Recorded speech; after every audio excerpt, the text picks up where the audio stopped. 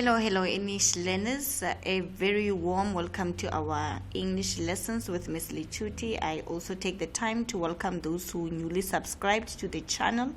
And I want to also seize the moment to thank you all for your positive feedbacks regarding the content uploaded. I'm happy that the lessons are indeed fruitful to your good selves. And we are still continuing with our short story series. We are getting there to complete. Remember, we analyze first, and then thereafter analyzing, we look into how to respond to the contextual questions based on the short story that is analyzed. And the last analysis that we did was indeed Triumph in the Face of Adversity by Miss Kidiboni Seku. It is important that you read the entire short story and then you go into this channel to check how I analyzed the short story. Thereafter, now we look into how to respond to contextual questions based on the short story.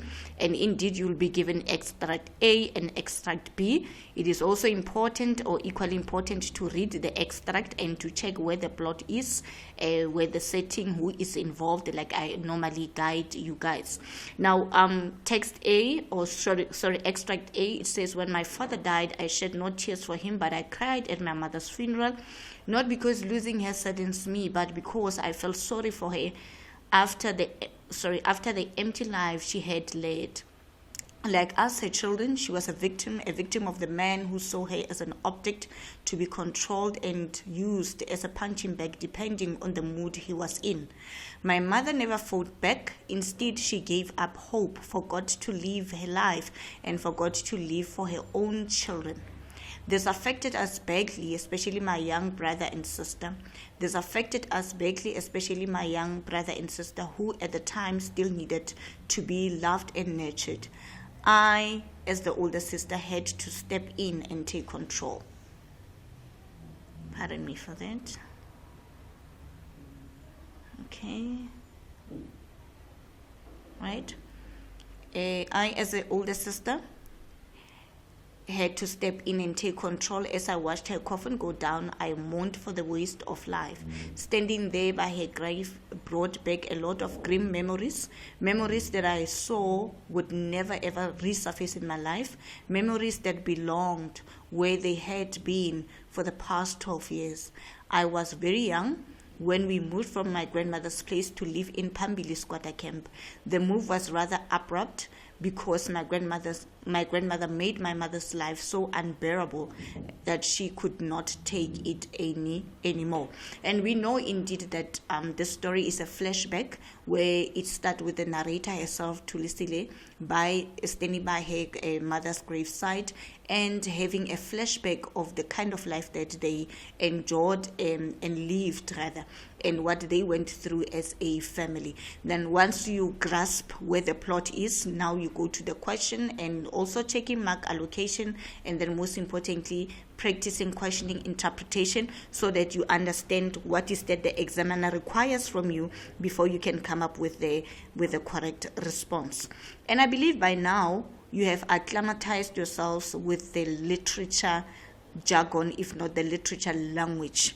You know, you need to know what is that examiners are going to examine, the literature concepts that are going to be examined in paper 2.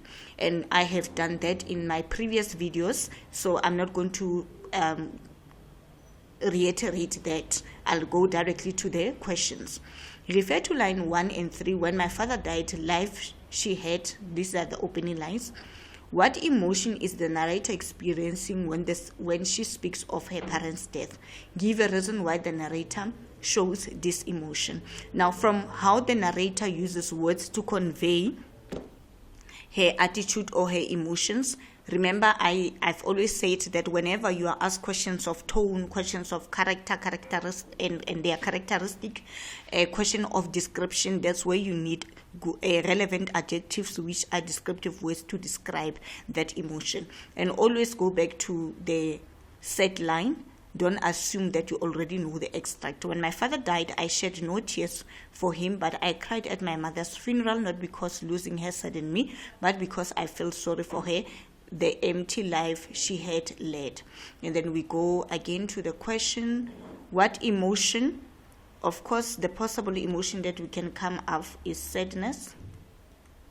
The narrator feel a wave of sadness, and coupled with resentment, because remember, she resented the fact that her mother was robbed of an opportunity to live out her life. And then even anger can qualify as a correct emotion. Give a reason why the narrator shows this emotion. Now, the possible reason is that she is unhappy and showing grief because she has lost both her parents. She is sad and expresses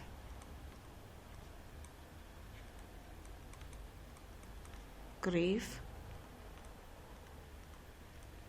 because she has lost both her parents, right? Because the emotion must match the events that transpired, okay? Right, and then we move along. State 2 reasons why Madlamini did not approve of Thembekile as a perfect suitor for her son Jabulani. Remember now, this refers to the narrator's parents and the narrator's paternal grandmother.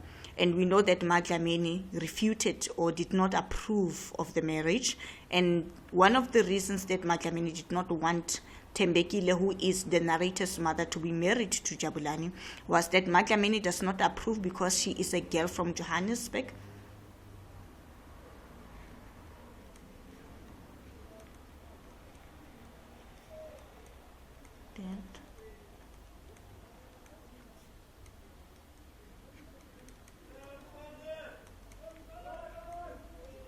She is a girl from Johannesburg, and remember, they are from Natal, so of course they are from different cultural background. And then she wants her son to marry someone who grew up in Natal, so she wants or prefers her son to marry someone who grew up in Natal. And those are the two possible reasons. Remember, it says 2 and then 2 marks. What does line 10, as I watched Waste Life, tell us about Thulusile character? And then you have to state 2 points. It goes back to what I've said, that whenever you have to describe, that's where we need to come up with the relevant adjectives. So we go together to line 10. And this affected us greatly, especially my, as I watched her coffin go down, I mourned for her waste of life, right? And then we go again to the question, what does the lines tell us about Thulusile's character? She feels that she is somehow resentful and emotional. She is emotional, but she feels also defeated. As we have said earlier, that she is resentful over the fact that her mother was robbed an opportunity to live out her life as she could because of the abuse that she was subjected to by her father. Consider the story as a whole. What makes Madlamini react the way she does towards her son's announcement of finding a wife from Johannesburg? This question rather is slightly related to the first ones, where examiners wanted us to come up with a reason for Madlamini not to approve of the marriage. She is shocked, disappointed. She is not acceptable of the announcement made by her son simply because, as we have said, she preferred her son to marry somebody from Natal. Not someone, but we can say a girl from Natal. Thus, she is disappointed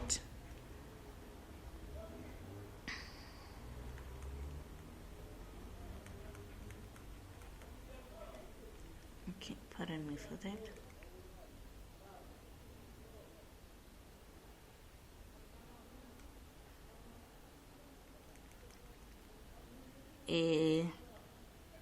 Or she disapproves of that. Refer to the story as a whole. Explain why the following statement is true. Thembekile is loyal to her marriage. And Thembekile was loyal to her husband, and we have quite a number of facts that we can deduce from the story. One, it can be that this statement is indeed true, and the evidence to support that, we can say she stays loyal to her marriage despite several attempts by her parents to make her leave the abusive marriage.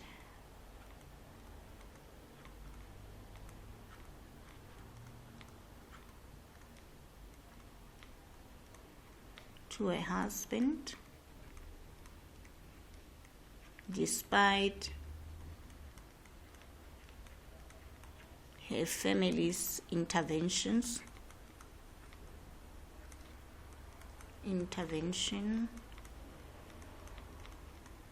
to leave her abusive husband.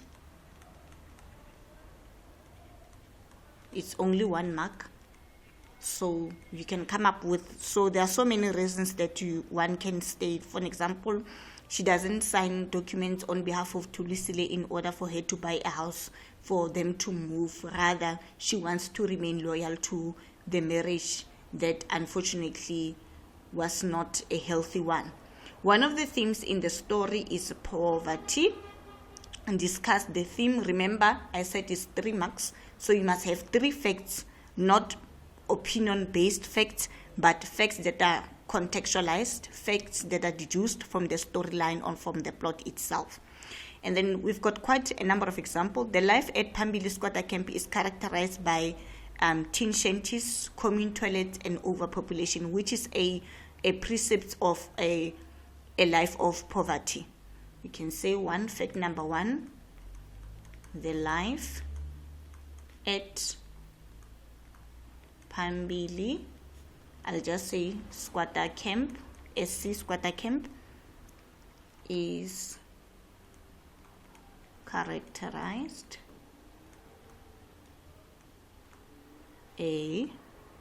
by shanties and commune toilets. Means that many people use that one toilet, which is an example of what? Poverty. Right? That is fact number 1. Fact number 2, the narrator's family also suffers from poverty when the father loses his job and cannot provide for his family. Remember, she even saved the bread that was given to her by her friend at school. She saved that bread for her younger siblings, which shows that indeed her father could not provide for them. The narrator's family, pardon me.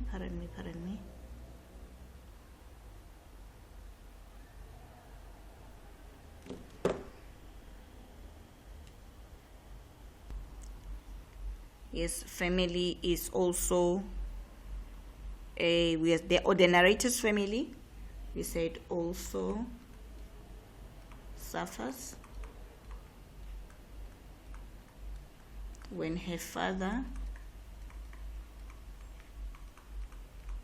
loses her job and fails to provide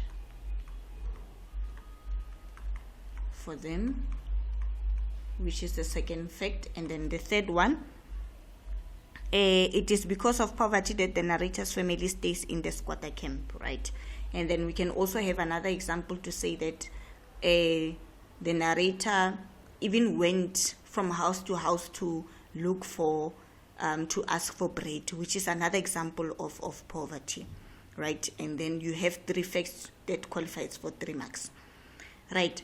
Refer to line 1 to 3. When my father had led, we already read the line. What tone would Thulisile uses in this line? A depressed tone. Remember, a tone is the manner in which the character is saying the words. It will be a depressed tone because she is mourning the death of her parents. So it will be a depressed tone. And this would carry a lot of sadness and emotion.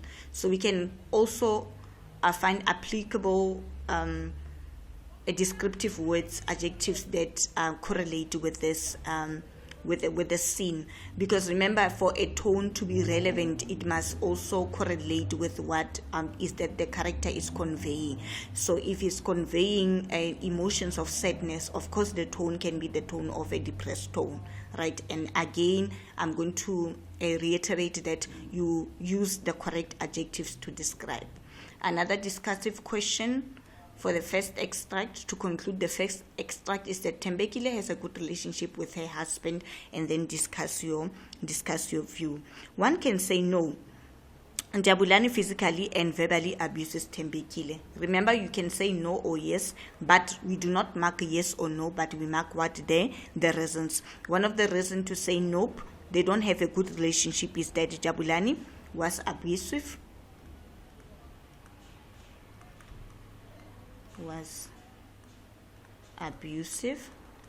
So this is not a description of a good relationship.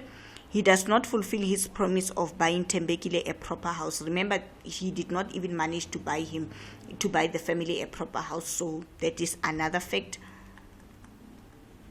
He failed, let's say, he failed to fulfill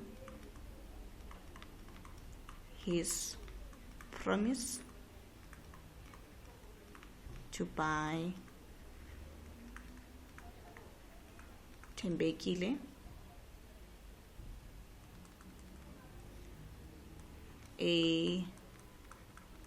a proper house. And then fact number 3, Jabulani does not provide financially for his wife. He fails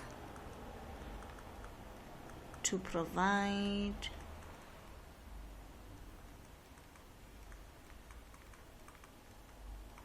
financially for his wife. Now, I need to caution you. Let's look into the question again.